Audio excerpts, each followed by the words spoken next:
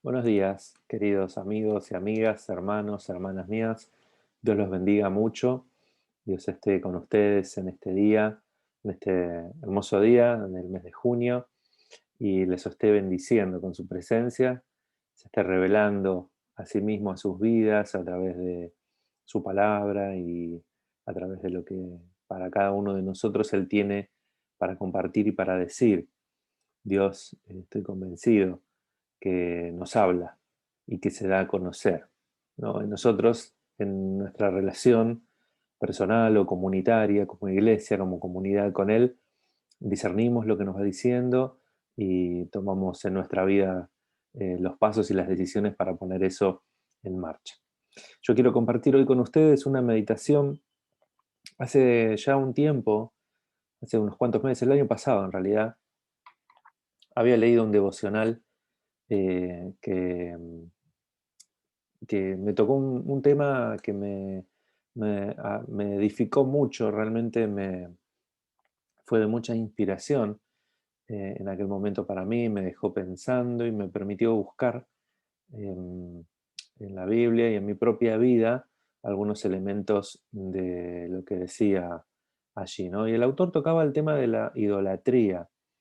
Y en un momento aparece una frase en en el devocional que decía, tus ídolos no te aman, ¿no? Y me quedó resonando esa frase durante mucho tiempo. Y yo recuerdo cuando en los años 90, hace bastante, vino a la Argentina a ofrecer un recital Michael Jackson, el ya fallecido artista. eh, y recuerdo que fui a ver al recital en la cancha de River. Y en más de una oportunidad, eh, en medio de un estadio lleno, Michael Jackson decía, I love you, I love you, I love you. Y los amo, ¿no? Los amo. Y el público enardecido, seguramente yo también, en medio del griterío general. Y después, por supuesto, no fue el único artista al que le oí decir una cosa así, ¿no?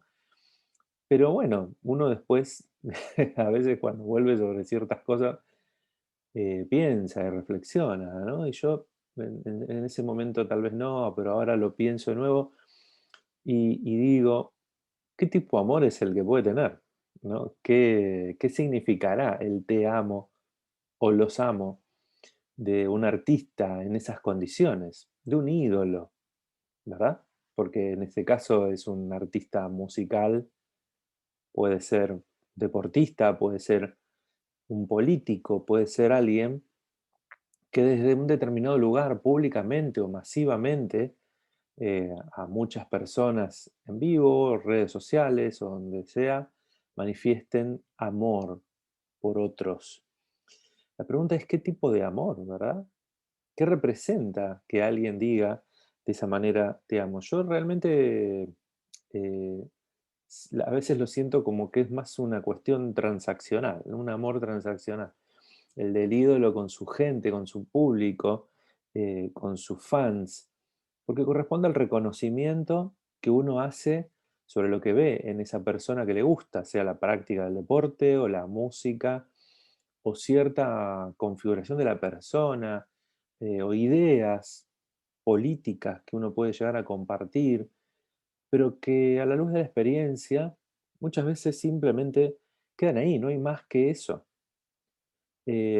A veces la acción transformadora, quizás las personas que trabajan desde lo social o en la política tienen posibilidades de hacer una transformación mayor, o los ídolos musicales, deportistas, tienen alcances sociales o emprendimientos que em, permiten cierta mejora en la calidad de vida de algunas personas, pero en sí misma son acciones muy, muy puntuales. Ese amor, esa declaración es una retribución más transaccional que otra cosa, porque efectivamente los ídolos, ¿qué pueden conocer de nosotros? ¿Qué pueden verdaderamente saber para decir que nos aman? Porque reciben de nosotros cierta devoción o cierto reconocimiento. Bien, eso me había dejado pensando, ¿no? Realmente el tema es cuando a veces se vuelven tan importante para nosotros, cuando nosotros reconocemos en esas personas o en algunas otras cosas, de una manera tan importante que se termina convirtiendo ese reconocimiento en una forma un poco distorsionada o reelaborada de adoración. Adoración, adorar, es una forma de reconocer algo o alguien con nuestra vida de alguna manera, ¿no? Y dirigimos nuestra adoración y nuestro reconocimiento a eso que se levanta en un ídolo. Y la palabra me llevaba a encontrar, ¿no?, ciertas referencias que Dios hace al respecto. En el Salmo 20, perdón, el texto del libro de Éxodo, capítulo 20, versículos 2 al 5, dice: Yo soy el Señor tu Dios, yo te saqué de Egipto, del país donde eras esclavo. No tengas otros dioses además de mí o delante de mí. No te hagas ningún ídolo, ni nada que guarde semejanza con lo que hay arriba en el cielo, ni con lo que hay abajo en la tierra, ni con lo que hay en las aguas debajo de la tierra. No te inclines delante de ellos, ni los adores. Realmente el primer mandamiento parece claro, explícito, respecto del lugar que Dios ocupa, respecto de cómo Él se constituye en nuestra vida como Señor, como Dios creador, como dador de la vida, como aquel que organiza todo a nuestro alrededor para que la proyección de nuestra vida sea una vida que alcance el propósito de fruto que Dios tiene previsto para nosotros. A la pareja creacional en el relato del Edén les dice: sean fructíferos, den frutos, bendigan y sean de bendición. Dios bendijo el pecado, la rebeldía para con Dios, la desobediencia humana y el orgullo atraviesa todas las cosas de nuestra vida y corrompió esta bendición original. La atravesó, la destruyó de alguna manera o nos imposibilitó de cumplirla por nuestros propios medios, ¿no? Entonces nosotros muchas veces olvidamos o directamente rechazamos este primer y más importante mandamiento. Dios que nos sacó de esclavitud y nos trajo a libertad, libertad plena, porque sujetos a Él es que tenemos la libertad plena, el misterio y la paradoja de la sujeción y de la libertad. Estando en Dios, sujetos a Dios, somos en verdad libres porque alcanzamos nuestro propósito humano más profundo. Pero cualquier cosa que durante la vida nosotros anteponemos adelante de Dios, que lo hacemos competir con Dios, eso se transforma en un ídolo para nosotros. Cualquier cosa que nos toma el tiempo o que transformamos en aquello que es importante, reemplazando a Dios, es una forma de idolatría. Y pensando en estos tiempos de tanta dificultad, de tanta aflicción, de tanta incertidumbre, la extensión ininterrumpida de un tiempo en donde parece que la solución que nosotros quisiéramos que venga no sucede. En el mismo relato del Antiguo Testamento, cerca de donde leí esta porción del Éxodo un poco antes, hay un episodio en donde Moisés viene bajando del monte santo portando las tablas de la ley. Y había estado una gran cantidad de días allí arriba, y cuando regresa junto al pueblo, encuentra al pueblo que se había hecho un ídolo, había fundido metales y se había hecho un becerro, al cual estaban adorando y le estaban pidiendo, lo habían transformado, se habían desviado. ¿Por qué? Por la impaciencia, por la inexperiencia, por la soberbia, por la desobediencia y la rebeldía en el corazón. Desatendieron una voz. Hay otro episodio más adelante en donde Samuel estaba con el rey Saúl. En realidad no estaba Saúl por ir a una batalla y Samuel le dice: aguardame para ofrecer el sacrificio, una acción litúrgica antes de ir a la batalla. Y la impaciencia del rey Saúl, porque Samuel se demoraba, lo condujo a celebrar igual ese ritual cuando él no le correspondía hacerlo. Consagró algo de una manera profana, de una manera irresponsable, lo que le valió directamente por otras razones también, pero por esa, particularmente la pérdida de la sucesión en el reinado. Cuando nosotros cambiamos la prioridad de Dios, muchas veces sin darnos cuenta, muchas veces porque la realidad, la lectura que hacemos de la realidad nos distorsiona lo que Dios nos ha dicho. Yo soy lo primero en la vida. No quiero competidores. No pongas nada que compita conmigo, sea cual sea la circunstancia. Yo soy tu Señor, yo soy Dios, yo te di la vida, yo te creé y te formé, y aún en medio de la rebeldía te doy libertad para que puedas vivir una vida restaurada delante de mi presencia.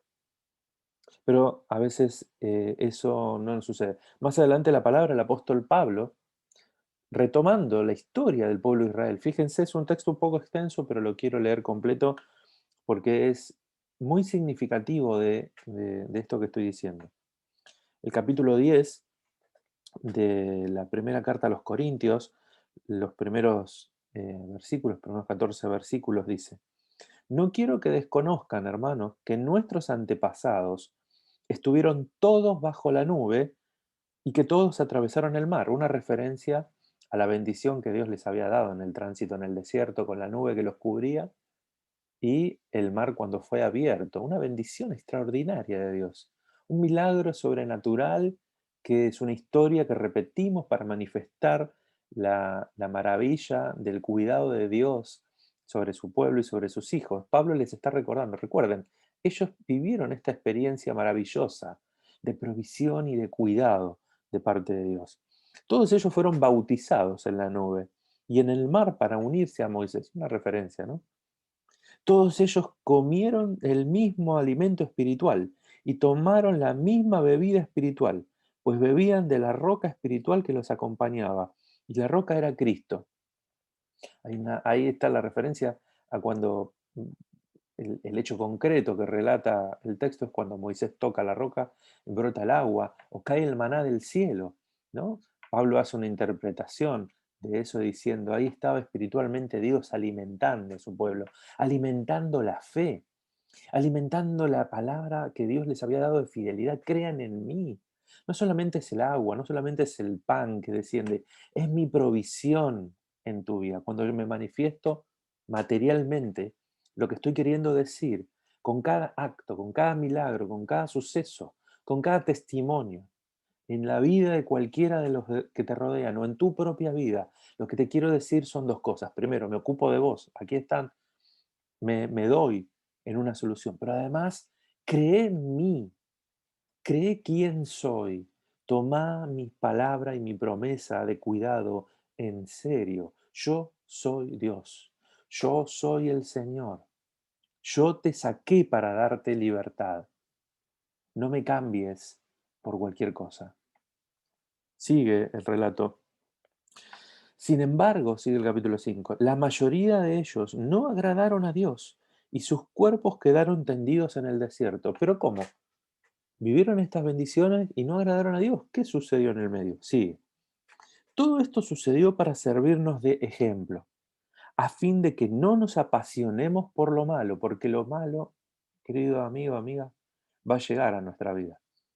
Algunas cosas malas van a pasar y lo malo a veces puede estar con forma de bueno, o puede parecer bueno, o puede tener buena apariencia, pero terminar en el fondo siendo un camino que no nos edifica. No nos apasionemos por lo malo como lo hicieron ellos. No sean idólatras. Y acá puntualmente, ¿no? Como lo fueron algunos de ellos, según está escrito. Se sentó el pueblo a comer y a beber. Se entregó al desenfreno. No cometamos inmoralidad sexual, como algunos lo hicieron. Tampoco pongamos a prueba al Señor, como algunos lo hicieron y murieron víctimas de las serpientes. Ni murmuren contra Dios, como lo hicieron algunos y sucumbieron ante el destructor. Todo esto le sucedió para servir de ejemplo, y quedó escrito para advertencia nuestra, pues a nosotros nos ha llegado el fin de los tiempos.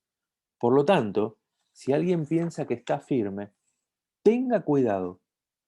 Ustedes no han sufrido ninguna tentación que no sea común al género humano, pero Dios es fiel y no permitirá que ustedes sean tentados más allá de lo que puedan soportar o aguantar. Más bien, cuando llegue la tentación, Él les dará una salida a fin de que puedan resistir. Por lo tanto, mis queridos hermanos, huyan de la idolatría. Es realmente impresionante cómo a lo largo de la historia de la humanidad, hace 2000 años, Pablo escribió este texto, dirigida a una iglesia conformada por personas igual que vos y yo. Y le está hablando de cosas que nos siguen pasando a vos y a mí. Problemas, situaciones que vienen a nuestra vida y nosotros nos deslizamos. Ponemos ante las dificultades y ante las adversidades, lo reemplazamos a Dios. Ante nuestros dolores, ante nuestros momentos de incertidumbre, ¿a dónde vamos a buscar auxilio? ¿A dónde ponemos nuestra atención? ¿A dónde ponemos nuestro enfoque? Cuando las cosas a veces no se dan en los tiempos que nosotros deseamos, o cuando leemos la sensación que estamos experimentando y consideramos, listo, es suficiente, hasta acá yo decido que llego, ¿a dónde en ese momento acudimos para resolver eso? ¿Verdad? Entonces ahí es donde aparece un ídolo. Un ídolo es cuando nosotros levantamos algo, cuando nosotros anteponemos algo que no corresponde a la verdad de Dios, que no corresponde a la realidad de Dios, que no corresponde a la promesa de Dios, que no corresponde al amor de Dios, que no corresponde a la fidelidad del pacto que Dios hizo con nosotros, un pacto de amor que nos rescató para libertad y que cuida y nos guarda. Un ídolo es aquello que ponemos delante de Dios, que aparece en nuestra vida cuando Dios espera hacerlo primero, ¿no? Es todo lo que ponemos como falso refugio en realidad, como una salida o como un escape o como una distracción. Los ídolos son todos aquellos que captan nuestra atención, aquello que dan cierta satisfacción, pero que siempre es efímera y es pasajera. Y lo más grave es que nos confunde respecto de Dios. Porque como creemos encontrar cierta este, satisfacción o cierta resolución de nuestra emoción al vivir una experiencia, cambiamos a Dios por esa situación. Dios demanda ser lo primero en nuestra vida, lo más importante en toda situación. Nos dice, ten paciencia, confía en mí, no te desesperes, no des rienda suelta a cualquier cosa que aparezca como posibilidad de refugio. Muchas veces eso puede, ¿qué es un ídolo? ¿Qué cosa puede ser un ídolo? A veces es el mismo trabajo. Nos refugiamos ahí y ahí pasamos nuestro tiempo y el tiempo pasa y nos concentramos de eso de tal manera que nuestra energía está puesta como que si desarrollamos ahí nuestra fuerza, y producimos allí, las cosas se resuelven. A veces es una persona, a veces es una relación que establecemos con alguien, a veces son nuestras posesiones, a veces es simplemente buscar placer por placer mismo, a veces caemos en adicciones, a veces hay cientos de personas que caen en problemas con las drogas, con el alcohol, con el sexo, la pornografía, placeres que buscan eh, equiparar una satisfacción frente a una situación que jamás resuelve. Nada de eso resuelve la situación que nos está provocando el dolor o el daño. Y no lo resuelve porque no le preocupa ni a la pornografía, ni al alcohol, ni al trabajo, ni a cualquier otra cosa le preocupa nuestra vida de tal manera que se ocupe de nosotros. Simplemente son distracciones porque nosotros ponemos una confianza distorsionada en esas cosas. Creemos estar haciendo algo que nos produce satisfacción, cuando en realidad lo único que hacemos es evadir el tiempo, es evadir la emoción que nos consume. Y allí eso se transforma en un ídolo. Disimula, lo cubren falsamente nuestro dolor, nuestra angustia, nuestra insatisfacción, o incluso cuando estamos muy bien, a veces puede pasar que también en la distracción, en la disipación, se nos vaya nuestra energía y nuestra fuerza, ¿no? Jamás resuelve ninguna de estas cosas nuestra necesidad fundamental que tenemos de permanecer con Dios y de estar con Dios. No les importamos a los ídolos, porque los ídolos no nos aman, los ídolos no te aman, simplemente están allí, reciben nuestra adoración, nuestro reconocimiento, nuestro tiempo, nuestra sensación de agrado, pero no les importa quién sos vos y quién soy yo. A quien sí le importa es a Dios, que escuchando nuestro corazón y atendiendo nuestro clamor, nos recuerda, como dice la primera carta de Pedro, depositen en Él toda ansiedad, porque Él cuida de ustedes. Mis queridos amigos, mi hermano, mi hermana, me lo digo a mí mismo, pero lo digo a ustedes, lo comparto. Dios es el que cuida de nosotros. Dios es el que nos dio la vida. Dios es el que nos tomó en la rebeldía y nos hizo caminar en libertad. Dios es el que nos hace crecer, nos edifica. Dios es el que nos sostiene. Dios es el que nos da promesas. Dios es el que se compromete a cumplir esa promesa en verdad. Dios es el que nos da la esperanza, el que nos hace reconocer sentido a las cosas, aun cuando las cosas sean malas. El que nos hace saber que tenemos que tener paciencia para consolidar un carácter fortalecido, para conocer a Dios más profundamente cada día y para compartirlo con otros que necesitan de la palabra, que necesitan la confirmación de que sus vidas tienen sentido, de que sus vidas aún en medio de dificultades siguen valiendo la vida de Cristo que la pagó en la cruz. Mi querido amiga y amiga, también hay un hermoso pasaje en el libro de Isaías, en donde Dios hace una promesa maravillosa a su pueblo, fruto de la sensación de desesperación del pueblo. Y que cuando ya no tenemos más que hacer, clamamos a Dios. Y Dios, sabiendo cuál es la raíz de nuestro problema, la ataca y quiere hacernos cambiar esa situación. En Isaías capítulo 30, versículo 19 al 22, dice, pueblo de Sión, que habitas en Jerusalén, ya no llorarás más. El Dios de piedad se apiadará de ti cuando clames pidiendo ayuda. Tan pronto como te oiga, te responderá. Aunque el Señor te da pan de adversidad y agua de aflicción, tu maestro no se esconderá más. Con tus propios ojos lo verás.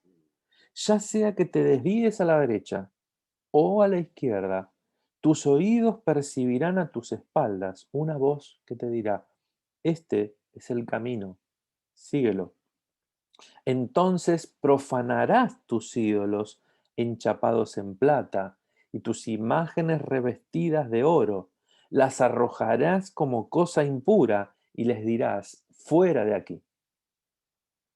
Cuando tomamos una dimensión de la santidad de Dios, cuando reconocemos que esa santidad de Dios significa la gloria de Dios expresada en tu vida y en la mía, cuando entendemos que el propósito de Dios es darnos una vida plena y abundante, que aún caminando nosotros distorsionadamente, Dios sigue con sus ojos custodiando nuestra vida, cuidando nuestra vida, hablándonos, diciéndonos por ahí no es, volvé a mi camino, regresá a mí, hace un paso atrás, recuperá el tiempo, no importa en la condición en donde estés, no importa lo mal que hayas llegado.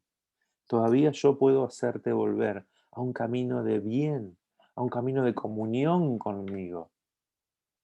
Solo en ese momento nos damos cuenta que hemos perdido tiempo, que nos hemos distraído, que les hemos dado nuestra adoración a pequeños instrumentos, a objetos, o a emociones o a bienes que no tenían ninguna capacidad de entendernos, de cuidarnos, de amarnos, de solamente establecían una transacción. Yo les doy mi atención y ellos me daban una satisfacción, que dura esto y es efímero, pero el dolor profundo seguía estando. Cuando comprendemos que Dios es el único Señor, el que cuida de nosotros y la cuidará, sea la situación que sea, seguirá cuidándola. Entonces en ese momento no profanaremos el nombre de Dios, sino que profanaremos a los ídolos falsos, a todo aquello que se levanta para cambiar la realidad de Dios. Y le diremos, huyan de aquí, fuera de aquí, los echaremos, los destruiremos y los convertiremos en simples residuos, porque el verdadero Dios y el amor de Dios van a ser el único verdaderamente centro de nuestro amor y de nuestra atención. Yo te quiero pedir que en este día, en algún momento que tengas, te tomes un tiempo y si querés ahora mismo, y pedirle al Señor que te ayude a reconocer cuáles son los ídolos que hay en tu vida. ¿Qué cosas están compitiendo con Dios? ¿Qué cosas tal vez estás anteponiendo delante de Dios? ¿Qué cosas son las que ocupan el lugar que Dios quiere ocupar? ¿Qué cosas son las que te quitan la satisfacción verdadera y profunda y te distraen simplemente? Porque ninguno de ellos se preocupan por vos y te aman. Solamente te distraen y te evitan encontrarte con tu verdadero Señor, con tu verdadero Padre, con tu verdadero Dios que te ama y que te cuida. Pedile a Dios que te dé. Yo le pido a Dios que abra el entendimiento tuyo, mi amigo, mi amiga, joven, adolescente o mayor de edad, la edad que tengas no importa. Que Dios te permita saber qué hay en tu vida que tiene que ser cambiado, que lo tenés que echar de tu presencia, que lo tenés que arrojar, que tenés que darle a Dios el lugar verdadero que Él tiene para caminar en libertad, porque Dios nos rescató para libertad y para caminar en su presencia con gozo y con paz en nuestro corazón. Que Dios te bendiga en esta mañana y que te dé el discernimiento para volver a caminar con Él. No hay nada que interrumpa y que impida que tu decisión de caminar cada día con Dios sea edificada. Que Dios te bendiga y que tengas un hermoso, bendecido domingo y semana.